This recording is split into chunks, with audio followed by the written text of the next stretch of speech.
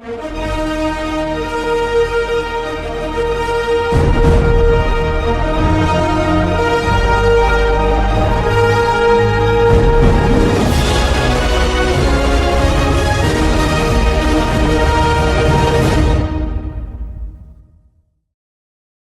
Harmony, Indiana.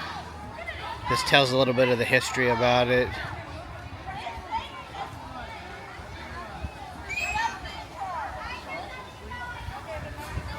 And this is a screenshot, or this is the building that was talking about in there.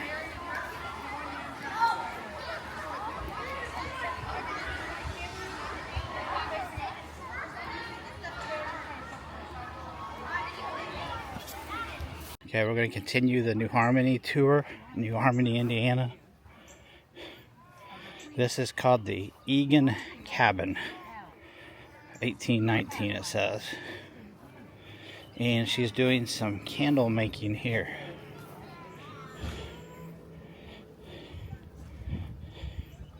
So since the Harmonists were communal society, we would dip all of these, take them to the store, and then when we ran out, we would just go in and say we need 3 dozen candles, and we'd sign our name and take our candles. But if you were from outside the community and you came in, you would have to buy the candles. So we would sell them as well as, give them to our members. So what we're using here is paraffin, which is what your crayons would be made from, which is made from the oil well. You want to feel that? Oh, here's our flax.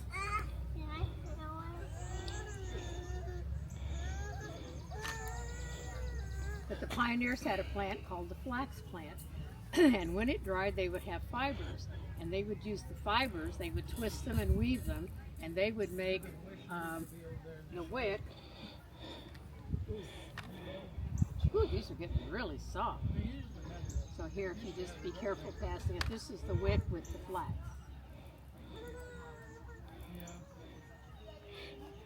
Is that where the term flaxseed oil came from? Okay.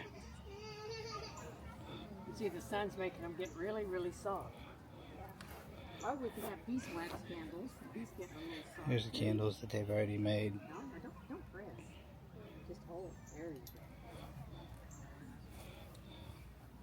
go. There's the thing they're making the paraffin in. So this is probably 50, 60 dips.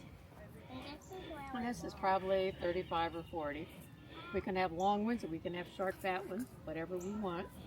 So over there you notice there's all different sizes on the wheel too. The Lynn's house, 1819 to 1822.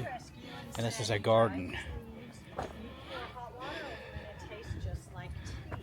Here's a garden right here. To do that at home. You gotta try it. I've never tried it because I'm not a big tea drinker, but it is neat. And the thing I find so ironic about the story is they dressed up as Indians to throw the tea over so they could blame the Native Americans, and the Native Americans ended up helping them out, teaching them about the tea. I thought, you guys, I hope you learned your lesson. What is this called again? This is one of the cabins here. I was told that this is how they used to use ovens, outside ovens. And you see where they're open on each side, so some of the heat would dissipate. They would actually cook stuff in here through this chimney and this oven. Over here it looks like they're doing some blacksmithing, a blacksmith shop. It says blacksmith, basket weaving, and hide tanning over here a little later. But this is the blacksmith shop here. Here's a bunch of his different tools he uses.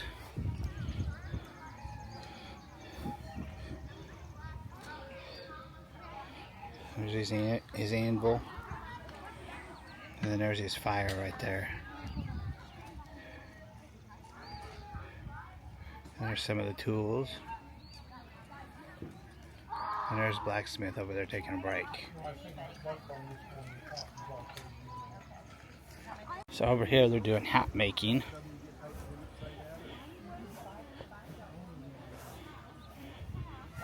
These are some hats that they made over here. Over 30 years. Yeah, I have too, but most of them. Here they're doing some tanning.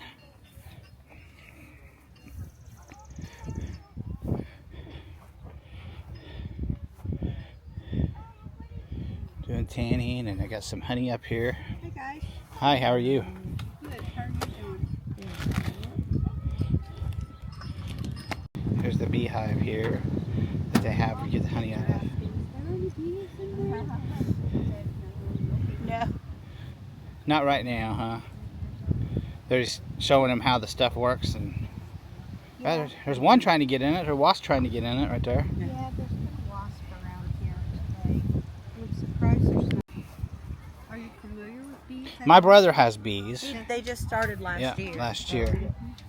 We've been beekeeping about 11 or 12 years now. Okay. Anta found it. Now this is new since the last time I opened it a while ago. So then this is where it collects the honey at, correct? Yeah, this is a brood hive. It's deeper than Okay. the super is. And we brought an old one just to see, for the kids to see an old one. That's the black waxes. Okay. It's just been used over and over again, and that's what bees do. And after we see one, you know, that's been used over, we will pull it out and take the wax, cut the wax out. You put it in our solar melter Okay. and filter it. We put it in an old sock actually, and we hang that sock over the molds that it's caught in, and we usually have to filter it like that a few times. And then that wax comes out just as pretty as can be. So, Hope it ain't a used sock. no, not at all, not at all. And then when we put, like, this has been a new foundation. Well, actually, yeah, new foundation. See, it has wire Gotcha. in it. And then they just build on top of it. So see how they've done that. Wow. And this is probably, well, it looks like the top layers come off of it, but because it's been used over again. But then, yeah, this is in a brood box is where they lay the eggs, and there'll be, like, a lot of times you'll see a rainbow effect Okay. with pollen, nectar, brood. So, Now I've seen them take those sometimes and put them in a thing, and then they turn a handle and it slings something. mm-hmm. And what is that Well, called? that's in a super, Okay. which is shorter, Okay. and that sits on top, and that Okay. goes on in the spring Gotcha. Okay. through the fall, and that sits on top. And what you're talking about is called an extractor, Okay. and they go from 2 frames up to 20 or maybe more in a professional, well, yeah, like a professional, very high-end production. Then I know what that does, but what do they call that? A smoker. Just a smoker? Okay. And you got to use that before you get in. But my husband, he's around here, he does this. He doesn't use one most of the time. He usually gets stoned. I know, I'm waiting for them to pet me. I'll whack you with a stick. To whack me with a stick. Just hold my hand out. My stick's longer. Got a longer reach. Wait, just move your head up. That's all I'm asking of you. That's all I'm asking. Rufus there in the blue, he's the calmer, he's more chill. Flynn here, he's a little bit more nervous. Neither one of them's bad at all. Do they They're have all really senses in their horns? Can they feel in their horns? good. Oh yeah, they have feeling in their horns, and that's part of the training is we just touch them, manipulate them so that they're used to that. But it is a sensitive spot. Like you really don't want to like whack them in the horn as a correction unless it's you need to. Like it is one of those like usually you kind of tap them on the forehead. That's the least sensitive. And progressively, you may hit them on the horn if they're really If it's really serious. misbehaving, unsafe, whatever. The worst would be getting them closer to the nose. Okay. That's where you try to stay away from. But Get a nerve in their nose. The nerve, and yeah, it's also just shocking because you don't. It's just that's not how I get corrected. What do you? Hey guys, how are you? Good. How about yourself? So is this the marbling or is this the binding? That's the marbling that goes on the binding. It goes on the bindings? Okay. Gotcha. Yes, I'm not actually binding here today, Right? but I'm an integral part of the binding industry. You find, this is about 1874, Okay. so you find the old books, they have the marbling on them. Okay. And I would be working with the bookbinder they would purchase the paper, whatever was trending at the time, whatever was popular I would make. And also, when marbling first came into Europe from Central Asia, Iran, it had been over there for years, but by 1600 it became more Europeanized, and a lot of your bookbinders started marbling. And some of them just dropped bookbinding entirely and went straight marbling. But some of them stayed with the bindery and they worked in the binderies with them. Okay. In fact, Was the marbling just for design or was it for just design. just design? Okay. Now, they had to use paper in certain places inside of a book to equalize the expansion and warp of the covers. Because when you put leather on a book, it's a lot of stretch. Okay. Cause the covers to really bow out. Ah. So they would have to start stacking paper inside to bring that equal. Okay.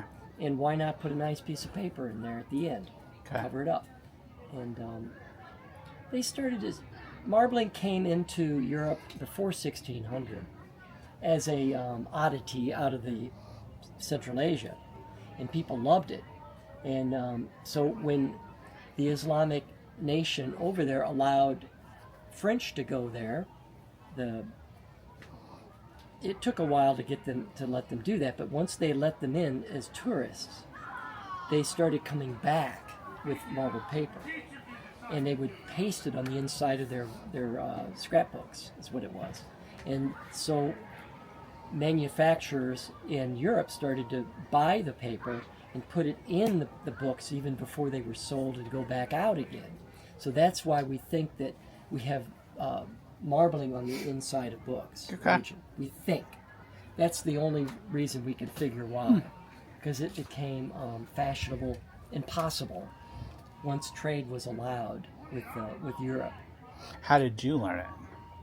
I needed it for bookbinding, Okay. and Curtis Findlay in St. Louis showed me how to do it. Curtis was his wife was a bookbinder, and he was a printer, and he figured out how to do this in an older way. Okay. The newer ways are using, the newer ways work great, but they're not historic. Right. They use acrylics and things like that, and alum on their papers, and that wasn't done until much later. So Curtis wanted to do it in an earlier way, and he showed me how to do it. And then I learned my own ways throughout time after that. So I'm trying to keep this alive. Is it made with regular paper or? It's regular paper, yeah. Okay. Most paper works.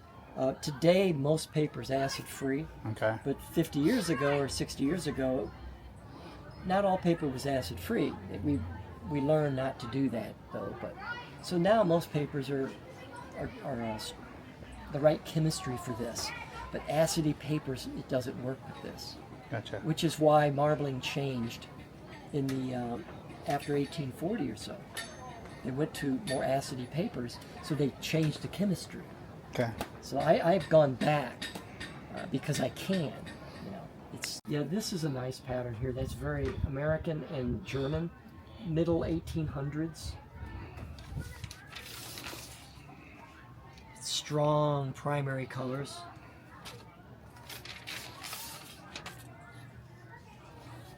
I'm doing a lot of primaries today. Nice bright day. So we're going to do another veined pattern. Okay. Except this time it's not going to be with primaries. It's going to be with more earthy tones.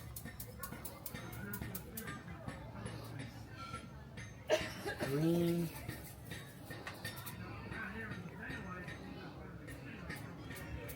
And I'm going to try to get some the veins are going to be very thick. It's not almost not going to be veins at all. It's going to be mostly just drops. Now a little bit of, need some red with this. Now the red, this is a red made synthetically. It's not a natural ochre. Okay. So it's called Mars Red. Late 1700s. So will this be the pattern here?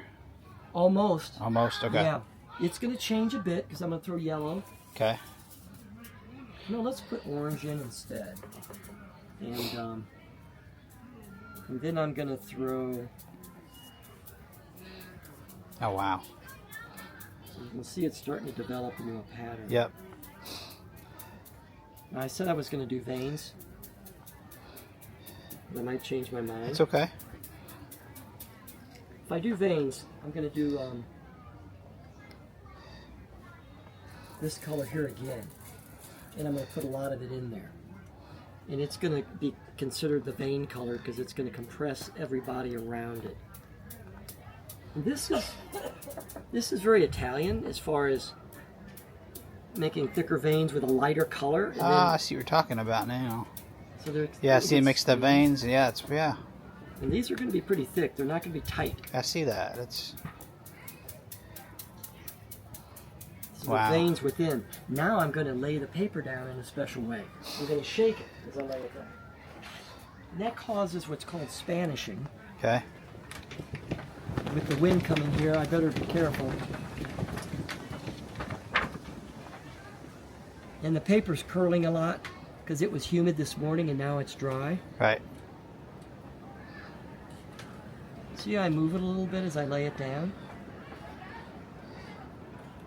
That causes a distortion. Ah. Wow, and then it's coming up and it's doing the pattern. Wow. Mm-hmm. So we will. That wind's not gonna. Yeah, wind's not gonna cooperate with you, is it? No, it never does. But we get used to it after a while. So I'm going to take this and hang it before it gets damaged. Gotcha. And then we'll pull that out.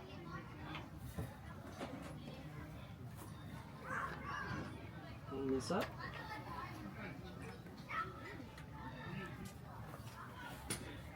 This tool is very useful. I see that. It's been used for centuries in the paper making industry. And of course the marblers used it in the Europe. It's called a peel. And the peel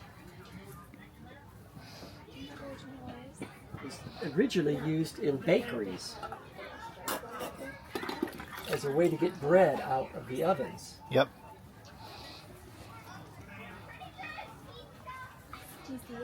So here we go. So there's the print. Wow, that is so pretty. A little bit of a diagonal shape through there. Thank you. You're very welcome.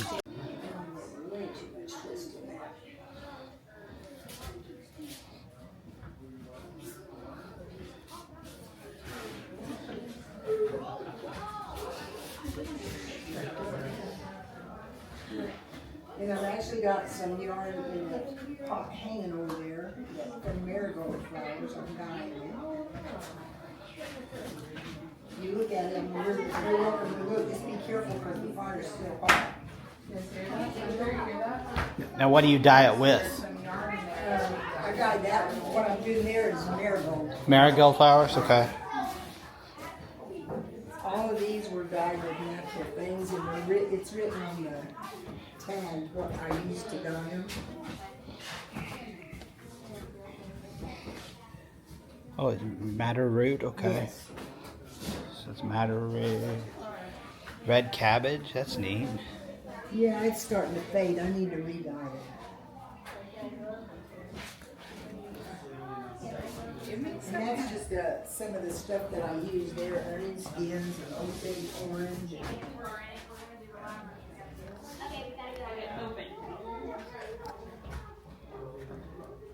And the ones one sitting down on the bottom is, I'm trying to see if I can get any color out of Bradford pear leaves. Bradford pear leaves. That would be pretty.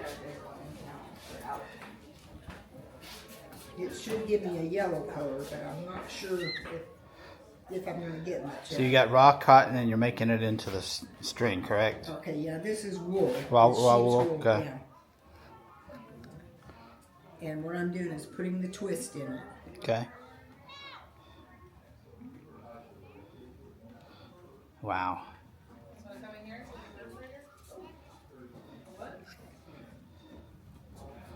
Drop and become hard again. So this is what we want to have, is a buckskin done like this. And so all of these things I have for sale here is all priced as to how many of these buckskins they would cost for each. Like for instance, the knives is 5 buckskins each, or $5. And maybe you still say them like that, yes? You say bucks for money? That's where it come from, when it was all priced in buckskins. So you have questions of any of these things I have for sale here?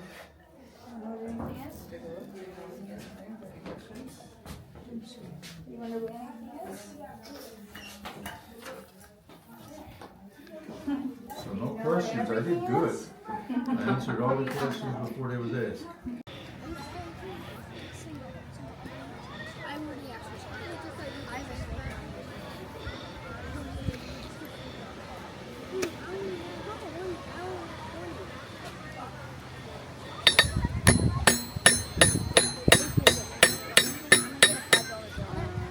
Are you making a square nail? I'm making a sword. Oh, sword, okay. Yeah, out of a scaffolding nail, or a double-headed nail. Yeah. These boys need swords. I noticed it looked like a nail, so. Yep.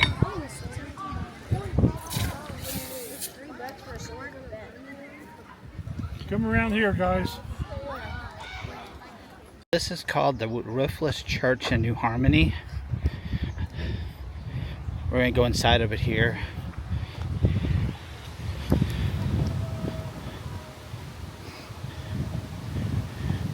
It's very big. Okay, here's the entrance to the Roofless Church. It says this is a place of worship. Visitors on foot only, wheelchairs welcomed. And from what I understand, they do have a lot of weddings in here.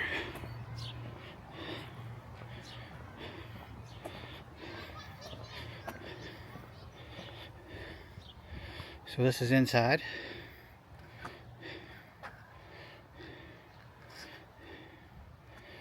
Then there's benches all around the outside here, or inside, but at the outside wall.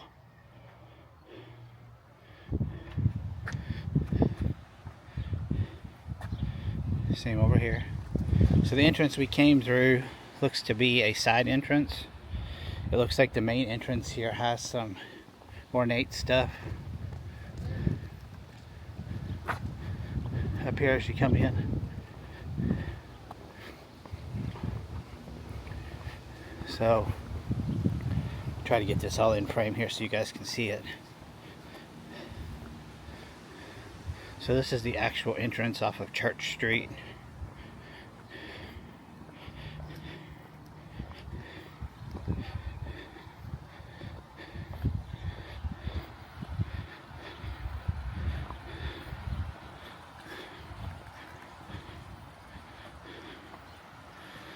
And here's they look like gates, but that side doesn't close, this other side does. This would be the entrance looking in.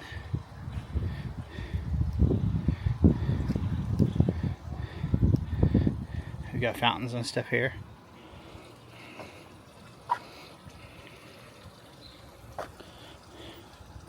Looks like we have somebody over here painting.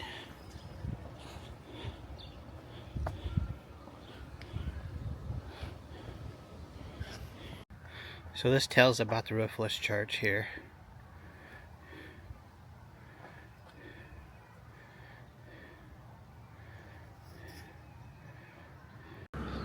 It's funny, this is the town of New Harmony still, and they are doing a fundraiser to repair the clock tower. Reminds me of Back to the Future.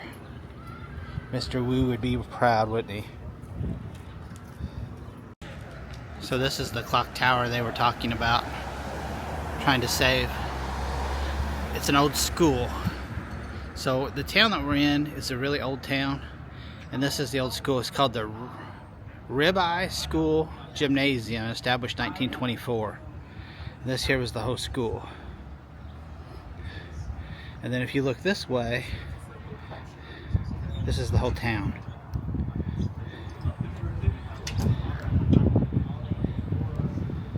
And if we turn back around, this over here, it means a lot to me because that's the old fire department. It's called Firehouse Antiques and Oddities now. So we're gonna go in and check it out. And right beside it's an ice cream shop. But this is the old firehouse right here.